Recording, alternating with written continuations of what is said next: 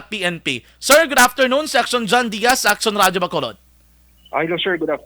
Yes, sir. Good afternoon naman, sir. Yes, sir. Good afternoon. Live to, sir, sa Action Radio. Sir, mga ngayon kami detalye. Ano natabo, sir, dra sa area sang Zone 3, sakop sa Barangay Tinungan sa Isabela, involving kay Kapitan Eugenio Zambrona, sir?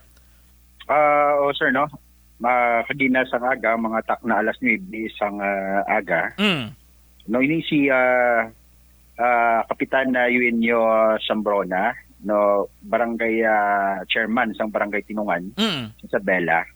So nakabaton sa sang complaint from Barangay Kagawad niya Beltran. Nga ang isa ka tao na identify niya mo ni si ang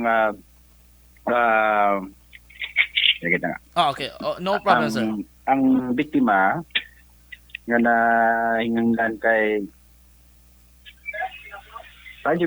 Ramil? Certain Ramil? Na kay certain Ramil Cardona, no? 38 anyos, no? Kaga pumuluyo sa Zone 3, Barangay Tinungan, Negros Occidental.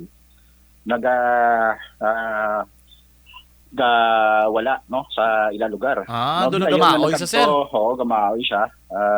Nagdilayon dito nga nagkadto si Kapitan, no? Kaga dito, no? Pagkadto niya, ang biktima, nakita pa nga nagsulod sa ilabalay, so duman ni Kapitan na okay na, kaya ra siya. Pero, nakibuti ni siya sang naggulpi lang nagwa, kag may bitbit sang patalom.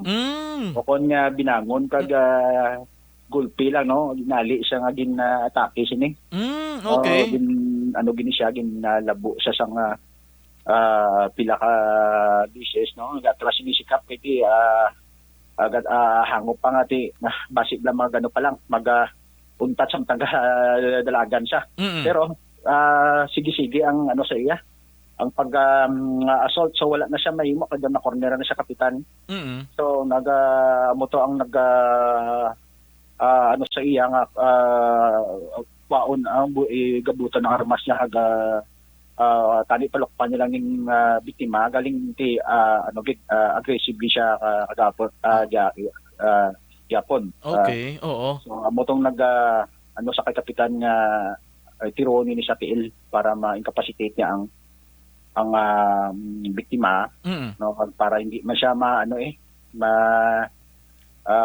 igo sang paglabo sa iya kasi wala naman siya sang mahimo, wala naman siya sang laganan. So igo ni ang biktima ini si Ramil sa tiil, no, sa duwa ka bahin ng tiil niya, sa wala ka sa too. So duwa ning iya nga gunshot wound. So dito man, no, naggilayon pagtang sa after sang natabo. So gindalagi ni siya ni Kapitan man, no, dito sa Isabela District Hospital, pagkatapos gin-refer dira sa may Bacolod, no, sa Corazon Locsin. So bali ang pamilya, no, si Kapitan Subong, no, nag-surrender man diri sa station. No, kag nag-istorya man sila dito na baluan may no, base sa pag-usisa sa aton nga kapulisan ning biktima, may history ni gali sang may kumbaga suffer siya sa mental disorder. Okay. Oo, kag damo-damo na ni, no, kita na namo ng iyang ang certification ng Pramaton Health nato ng iyang mga check-ups, no, kag mga dates ang iyang pag siya iyang medication, no, kag aminado man yung family sini at magid siya actually. So may mga pila pagid ka insidente ni actually ang biktima nga may mga pinangsakit siya nga mga pumuluyo man dira sa ilang barangay.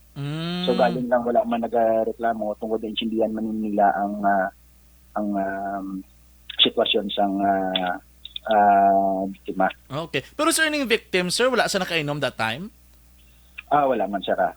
So siya kapila naman mo gini siya kung every time siya kung anong siya, no, damo kung nabuton sa sir. Oo, ibin ang pamilya niya na sakit niya sini. So galing mo lang ito, wala gid mahimo ang si Kapitan kay hindi naman pwede nga pabayaan lang iyang kaugalingon nga maamo man matabo na sa iya. Okay. Sir, but ingon ining armas ang gamit ni Kapitan na dalaman sa pag-turnover dira o kung pag-surrender sa kapulisan? Oo, sir. Actually, no, usisa man natin ng armas ni Kapitan, kumpleto man ini tanan, no? May permit to carry, may license to possess, at the same time, may firearms registration. So, ano tanan, ang valid tanan, no? Ang iyang expiration is next year pa tanan. So, Okay. Oo. oo. But So, then, ano, no, ano matabo, sir, kay Kapitan? May desisyon ang pamilya, sir, kung ma-file sila kaso kung hindi? actually, nagkanto na di ang family, kag si Kapman mismo, nag-istoryanay sila, nung ibuligan na ang tanan ni Kap, ang tanan nga gastuhon, no? Mm. Sang matabo sa biktima, tagang family bin na convince man kiti tungod mo na magina ang sitwasyon kag kapila naman nga bisis actually natabo.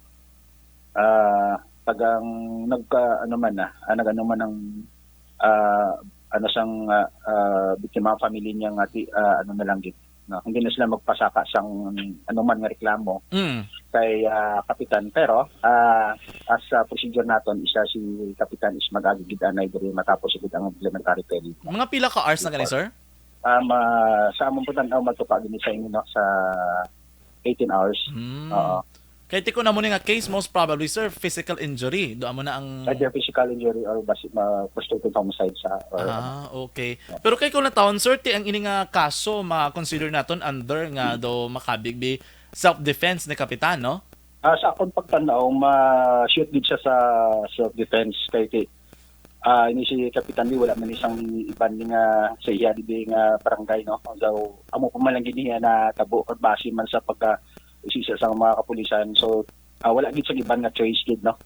Oo. Si Kapitan nga mahimo para dipinsahan ang kagalingon niya tungod nga ti ang biktima tama gid ka aggressive, no? Pag wala na siya na mati o kung nagapati pa sa tanan nga paagi para punggan siya ni Kapitan. Actually, nahimo man tanan ni kung tanawon ta, sir, no, nahimo man tanan ni Kapitan nga tanan nga paagi, no, para tani matapna ni ang biktima sa pag-atake o kung pag-assault sa iya, galing ti tungod sa amo ng sitwasyon sang biktima, siguro ti din continue yagid ya, no? Ang pag-assault sa kay Kapitan. So wala na gid choice si Kap i-protect gid ang iyang kaugalingon. Kaya ti ko na naton maximum tolerance na ang gini mo ni Kapitan. Oo, nahimo gid sir, no? As in sobra-sobra gid nga gabi gid nga maximum tolerance ang nahimo gid ni Kap. Kag ano mo kasi iya kay despite sa pag-assault sa iya, nahimo niya pa ning igo sa tiil, no? Kung may chance man lang sa ganit-tani nga, no? Pero tigintingwaan niya gid nga matiro bisan sa tiil lang para ma-incapacitate lang ang biktima sa pag-atake sa iya. Gani, kag hindi matamaan, no? Anyway, sir, thank you so much. Kita ko man gani kamo gali dira sa may Isabela PNP on other topic nagbulig na makamo, no, sa pagpatigayon dira sa mga clean-up drive sa Brigada Eskwela, do participative man ang Isabela PNP, sir. Yes, sir. Yes, sir. No, actually, sa mga programa sa aton nga provincial director gid, so ginasuportahan gid namon na kami diri sa kabayan sa kapulisan sa Isabela, sir. Sige. Sir, thank you so much.